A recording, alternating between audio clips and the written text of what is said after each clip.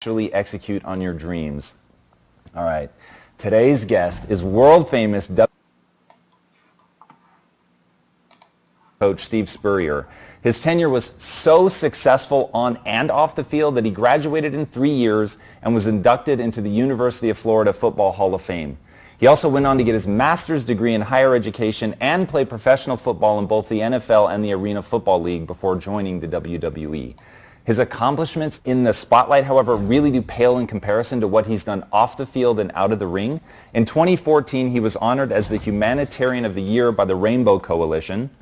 In 2015, he was named Celebrity Dad of the Year, and this year the NHL team Tampa Bay Lightning named him the Community Hero. So please, help me in welcoming the man who is as comfortable on the TED stage inspiring people as he is in the ring finishing people off. The driving force behind the Joy of Giving charity, which gives 10,000 deserving kids gifts and family services every year. Thaddeus Bullard, a.k.a. WWE superstar, Titus O'Neil.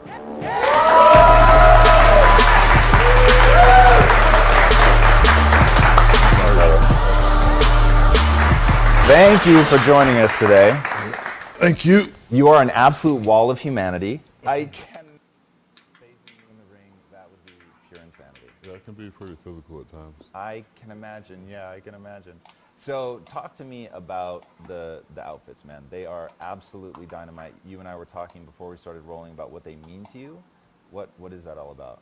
Well, I mean, just based on how I grew up, you know, I couldn't afford nice clothes, so I got picked on a lot and bullied a lot about the clothes that I wore, and I always had the desire to like make a statement with fashion, but I just didn't have the money and stuff to do that.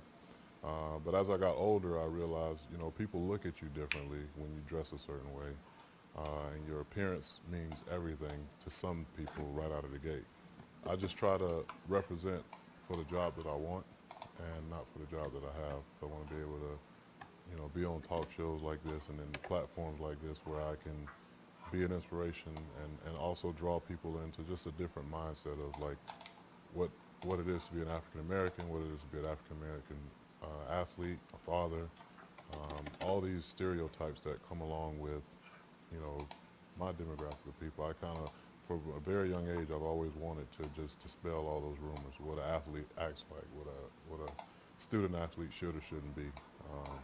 And I think a lot of that had to do with me just taking pride in how I looked, how I felt about myself, and how I treated others. So walk me through, like, you're clearly deeply introspective. What was your internal life as a kid? Like when people are making fun of your clothes and, you know, saying that your shoes are talking and stuff, like what is the internal story about you that's going on in your mind?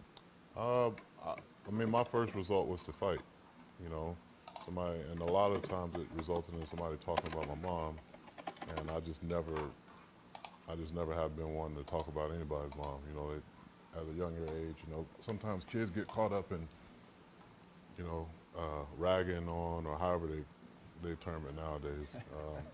I was going to say you're dating yourself with that one. Yeah, but I didn't have a male role model at the house that can teach me how to fight or teach me how not to fight. My mom would just get upset just because she'd have to come out, you know, off her job, which she wasn't making much money at the time, waiting tables, come to the school constantly because I'd either fought or cussed somebody out or,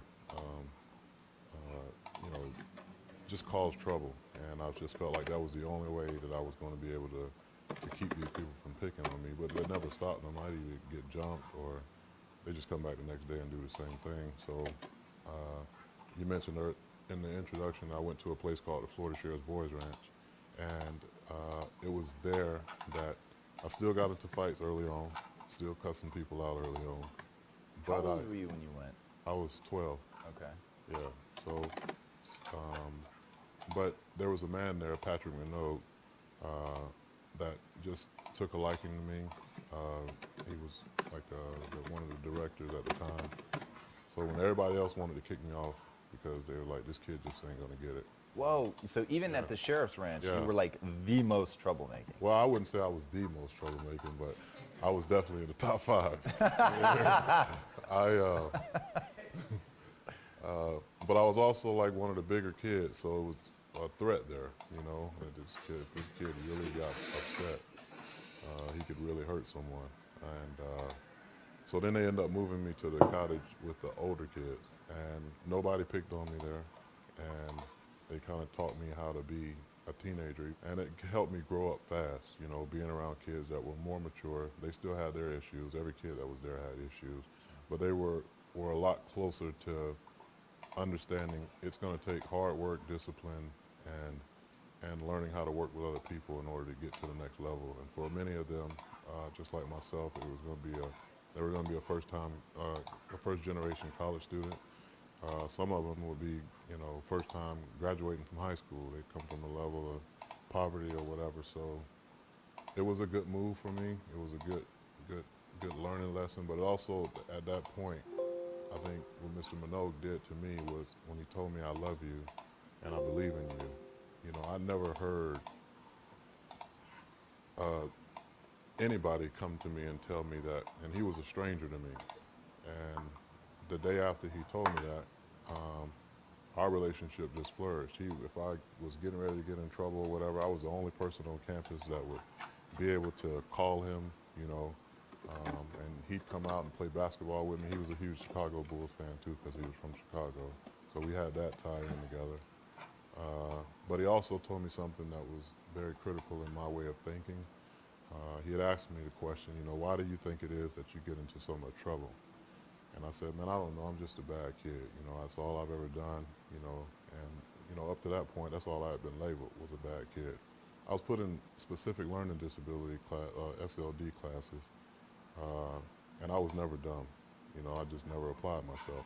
And so, Mr. Minogue, you know, to me was the epitome of just genuine love. Didn't matter what religion you were or color I was or what background I came from. He just saw something in me that made him say to me, I love you and I believe in you. And wouldn't tell me why he told me that there's no such thing as a bad kid. He told me as I got older, I'll find that out. And I realized, yeah, there's no such thing as a bad kid. There are kids that are in bad situations around bad influences, making bad decisions. And you take those same kids, you put them in a good environment around good people, and they're 9 times out of 10 have, you know, going to have greater success.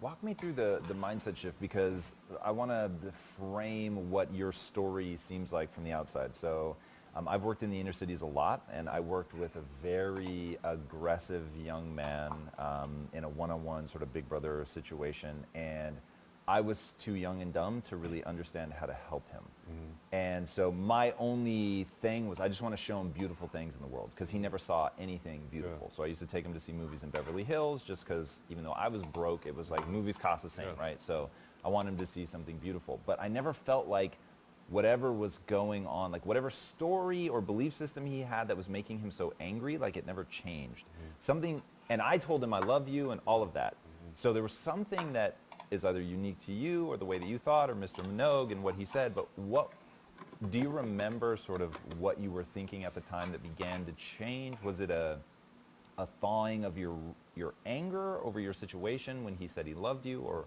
what was it? How could you replicate that with other kids?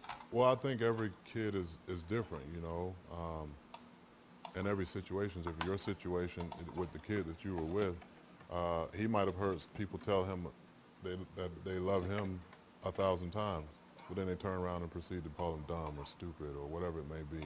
Uh, and so to him, that's what love was, and he didn't like it. So it takes a lot to try to mold that relationship. Just, you know, saying I love you is great, but and going to the movies is great, but find out what his interests are. You know, I'm a big supporter of public education and private education, but I'm not out here telling these kids go to school, get a good job, go to college.